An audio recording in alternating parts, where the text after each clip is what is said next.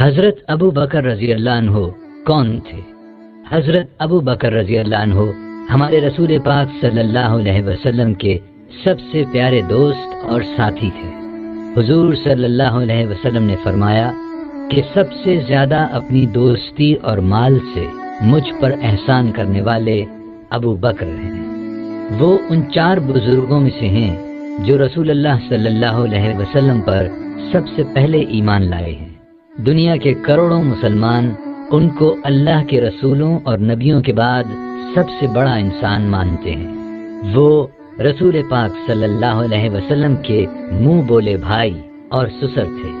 ان کی پیاری بیٹی حضرت عائشہ رضی اللہ عنہا رسول پاک صلی اللہ علیہ وسلم کی پاک بیوی تھی۔ وہ بہت ہی سچے اور کھرے انسان تھے۔ انہوں نے ہمیشہ ہر موقع پر گواہی دی اور تصدیق کی کہ رسول پاک صلی اللہ علیہ وسلم اللہ کے سچے رسول ہیں، اسی لیے ان کو صدیق کا لقب ملا۔ وہ ہر وقت اپنی جان اور اپنا مال رسول پاک صلی اللہ علیہ وسلم پر قربان کرنے کے لیے تیار رہتے تھے۔ انہوں نے اللہ کے راستے میں بہت مال خرچ کیا اور بہت مصیبتیں جھیلی۔ وہ ہجرت کے سفر اور غار ثور میں رسول پاک صلی اللہ علیہ وسلم کے ساتھ تھے۔ خود اللہ تعالیٰ نے قرآن پاک میں غار کے واقعے کا ذکر کرتے ہوئے ان کو رسول پاک صلی اللہ علیہ وسلم کا ساتھی کہہ کر یاد فرمایا۔ آپ کا شمار ان بزرگوں میں سے ہے جن کو رسول پاک صلی اللہ علیہ وسلم نے کھلے لفظوں میں جنت کی خوشخبری دی۔ ان میں حضرت ابو بکر صدیق کی شان یہ ہے کہ آپ صلی اللہ علیہ وسلم نے ان کو حوض کوثر پر اپنا ساتھی بنایا۔ تبوک کی لڑائی پر جانے سے پہلے انہوں نے اپنا تمام مال اسباب لا کر رسول اللہ صلی اللہ علیہ وسلم کی خدمت میں پیش کر دیا اور گھر میں کچھ بھی نہ چھوڑا۔ رسول پاک صلی اللہ علیہ وسلم کو اللہ نے اپنے پاس بلا لیا تو مسلمانوں نے حضرت ابو بکر صدیق رضی اللہ عنہ کو اپنا خلیفہ بنایا۔ وہ رسول پاک صلی اللہ علیہ وسلم کی امت پر سب سے زیادہ مہربان تھے۔ آپ حضور اکرم صلی اللہ علیہ وسلم کی وفات کے بعد اسلام سے پھر جانے والے لوگوں کے سامنے بالکل نہ جھکے اور ان کا ڈٹ کر مقابلہ کیا۔ اس طرح امت کی کشتی کو ڈوبنے سے بچا لیا۔ انہوں نے اللہ کے بھروسے پر دنیا کی 2 سب سے بڑی طاقتوں ایران اور روم کے خلاف جہاد شروع کیا۔ حضرت ابو بکر صدیق رضی اللہ عنہ دنیا میں آنکھ کھولتے ہیں۔ حضرت ابو بکر صدیق رضی اللہ عنہ 6 صدی عیسوی کے 73ویں سال شہر مکہ میں پیدا ہوئے۔ ان کی پیدائش سے تقریباً 2.5 برس پہلے ہمارے رسول پاک صلی اللہ علیہ وسلم اس دنیا میں تشریف لا چکے تھے۔ اس زمانے میں مکہ اور عرب کے بہت سے دوسرے علاقوں کے لوگ فیل کے واقعے سے پیدائش اور مدت کی تاریخوں کا حساب لگایا کرتے تھے۔ فیل عربی زبان میں ہاتھی کو کہتے ہیں۔ واقعہ یہ تھا کہ جس دن ہمارے رسول پاک صلی اللہ علیہ وسلم اس دنیا میں تشریف لائے، اس سے 50 دن پہلے یمن کا حبشی گورنر ابراہا ایک بڑا لشکر اور کچھ ہاتھی لے کر کعبہ شریف کو ڈھانے آیا تھا۔ لیکن جب وہ مکہ کے قریب پہنچا تو اللہ تعالیٰ نے عجیب قسم کے پرندوں کے جھنڈ بھیج دیے۔ ان کی چونچوں اور پنجوں میں نوکیلے کنکر تھے۔ انہوں نے وہ کنکر ابراہا کے لشکر پر برسانے شروع کر دیے۔ جس لشکر یا ہاتھی پر یہ کنکر پڑتے تھے اس کا جسم گل اور سڑ جاتا تھا۔ اس طرح ابراہا کا سارا لشکر ہاتھیوں سمیت بری طرح ہلاک ہو گیا۔ یہ واقعہ 6 صدی عیسوی کے 71ویں سال پیش آیا اور اس کا ذکر قرآن پاک کی سورہ فیل میں بھی آیا ہے۔ عرب میں یہ سال عام الفیل یعنی ہاتھیوں کا یا ہاتھی والوں کی تباہی کا سال مشہور ہو گیا۔ عربی زبان میں عام کا مطلب سال ہے۔ اس کے بعد وہ اسی سال سے تاریخوں کا حساب کرنے لگے، یہاں تک کہ 53 سال کے بعد ہجری سن کی بنیاد پڑی۔ عربی زبان میں عام کا مطلب سال ہے۔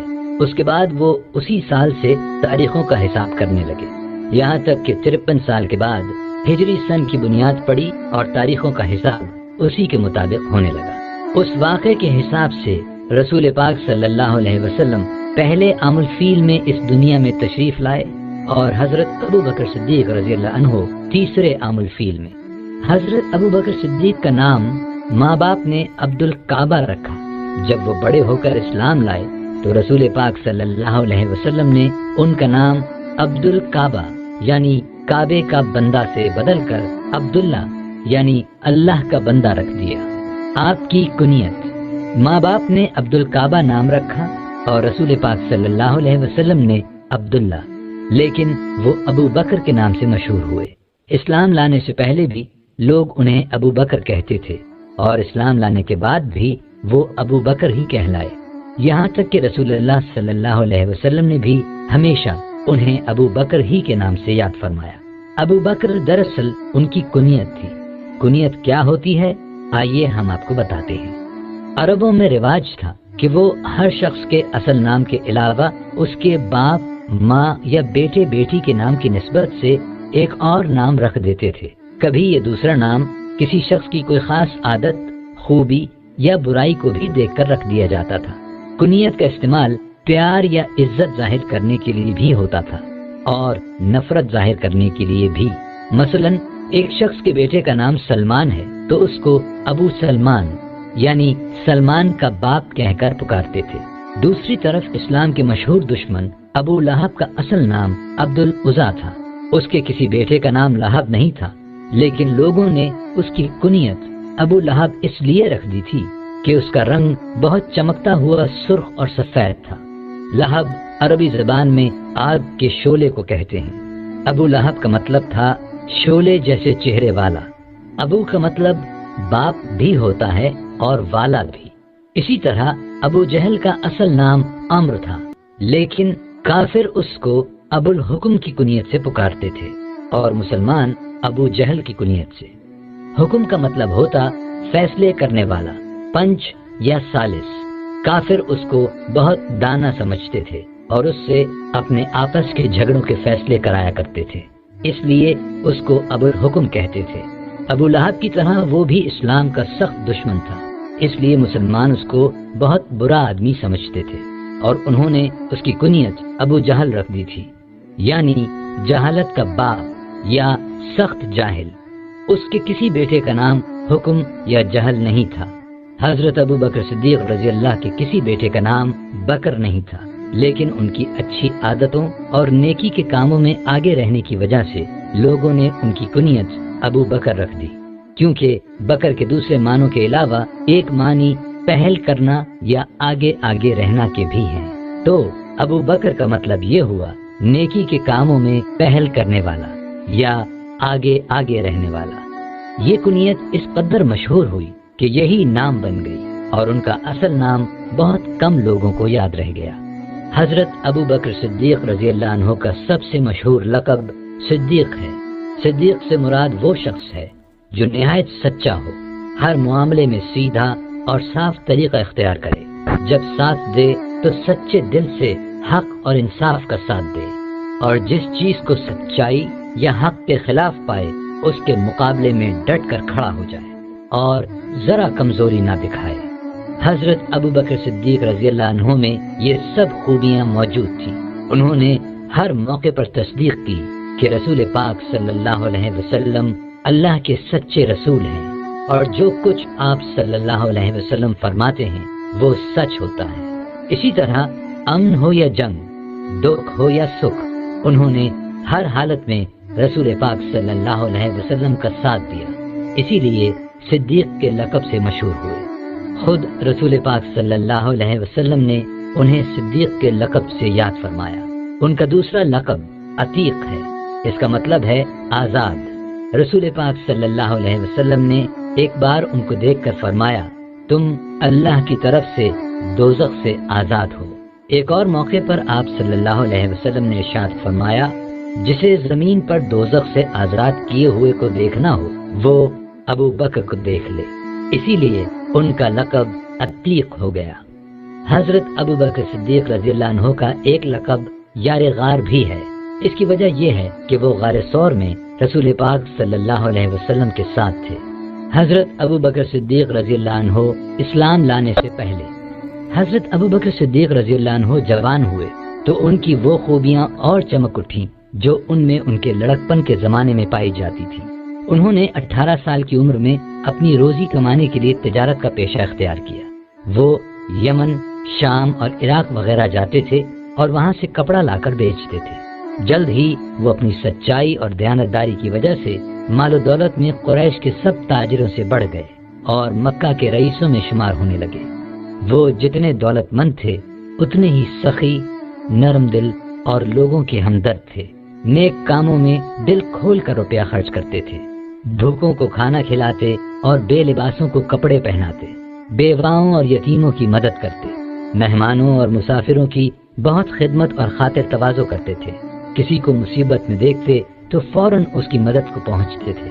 عام لوگوں کے ساتھ بڑی محبت اور شفقت سے پیش آتے تھے، کبھی جھوٹ نہیں بولتے تھے، شراب نہیں پیتے تھے، بتوں سے نفرت کرتے تھے۔ اسی طرح اس زمانے میں جو دوسری برائیاں پھیلی ہوئی تھیں ان سے بھی دور رہا کرتے تھے۔ عربی زبان کے بہت اچھے عالم تھے اور کبھی کبھی شعر بھی کہہ لیتے تھے، جو عرب میں ایک بڑی خوبی سمجھی جاتی تھی۔ قبیلہ قریش کی مختلف شاخوں اور عرب کے دوسرے قبیلوں کی تاریخ، ان کے رسم و رواج اور حسب و نسب کو جاننے والا ان سے بڑھ کر کوئی نہ تھا۔ حضرت ابوبکر صدیق رضی اللہ عنہ کی نیکی، پرہیزگاری، دیانتداری، نرم مزاجی، ملنساری اور دوسری خوبیوں کی وجہ سے مکہ کے سب لوگ ان کی دل سے عزت کرتے تھے، اور کسی معاملے میں کوئی مشکل آ پڑتی تو مشورے کے لیے انہی کے پاس آتے تھے۔ عرب کے دوسرے قبیلے بھی جو ان کو جانتے تھے ان کی بہت عزت کرتے تھے۔ حضرت ابوبکر صدیق رضی اللہ عنہ تجارت کے لیے جب دوسرے ملکوں کا سفر کرتے تو راستے میں ان کو عرب کے اکثر قبیلوں سے واسطہ پڑتا تھا، اور وہ سب ان کو مکہ کے ایک معزز اور نیک تاجر کی حیثیت سے جانتے تھے۔ اسی زمانے میں ان کی دوستی رسول پاک صلی اللہ علیہ وسلم سے ہو گئی، جو وقت گزرنے کے ساتھ ساتھ بڑھتی گئی، یہاں تک کہ ان کو رسول پاک صلی اللہ علیہ وسلم سے اور آپ صلی اللہ علیہ وسلم کو ان سے دلی محبت ہو گئی۔ کہا جاتا ہے کہ کئی تجارتی سفروں میں بھی دونوں کا ساتھ رہا۔ پھر ایک ایسا وقت آیا کہ رسول پاک صلی اللہ علیہ وسلم ہر روز صبح اور شام کو ان کے گھر تشریف لے جاتے تھے۔ اس طرح وہ مکہ کے تمام لوگوں سے بڑھ کر پیارے حضور اکرم صلی اللہ علیہ وسلم کے اعلیٰ اخلاق اور بے مثال خوبیوں سے واقف ہو گئے تھے۔ اسلام لانے سے پہلے حضرت ابوبکر صدیق رضی اللہ عنہ کی زندگی کا یہی رنگ رہا، یہاں تک کہ وہ 38 سال کی عمر کو پہنچ گئے۔ حضرت ابوبکر صدیق اسلام لاتے ہیں۔ رسول پاک صلی اللہ علیہ وسلم نے عمر مبارک کے 41ویں سال اپنے نبی ہونے کا اعلان فرمایا تو سب سے پہلے 4 نیک انسان آپ صلی اللہ علیہ وسلم پر فوراً ایمان لے آئے۔ ان میں سے 3 آپ صلی اللہ علیہ وسلم کے گھر کے آدمی تھے، یعنی حضرت خدیجہ رضی اللہ عنہا، حضرت علی رضی اللہ عنہ اور حضرت زید بن حارثہ رضی اللہ عنہ۔ حضرت خدیجہ رضی اللہ عنہا آپ صلی اللہ علیہ وسلم کی پاک بیوی تھی۔ حضرت علی رضی اللہ عنہ آپ صلی اللہ علیہ وسلم کے پیارے چچزاد بھائی تھے اور آپ صلی اللہ علیہ وسلم کے پاس ہی رہتے تھے۔ اس وقت ان کی عمر تقریباً 10 برس تھی۔ حضرت زید بن حارث رضی اللہ عنہ آپ کے خادم اور منہ بولے بیٹے تھے۔ گھر سے باہر کے لوگوں میں سب سے پہلے حضرت ابوبکر صدیق رضی اللہ عنہ کو اسلام قبول کرنے کا شرف حاصل ہوا۔ رسول پاک صلی اللہ علیہ وسلم نے جو ہی ان کے سامنے اسلام پیش کیا، انہوں نے کسی جھجک کے بغیر اسے فوراً قبول کر لیا۔ اسلام لاتے ہی حضرت ابوبکر صدیق رضی اللہ عنہ نے کہہ دیا کہ میری ہر شے کے مالک اللہ اور اللہ کے رسول ہیں۔ مال اور اسباب تو کیا چیز ہیں، میں ان کی خاطر اپنی جان اور اولاد بھی قربان کر سکتا ہوں۔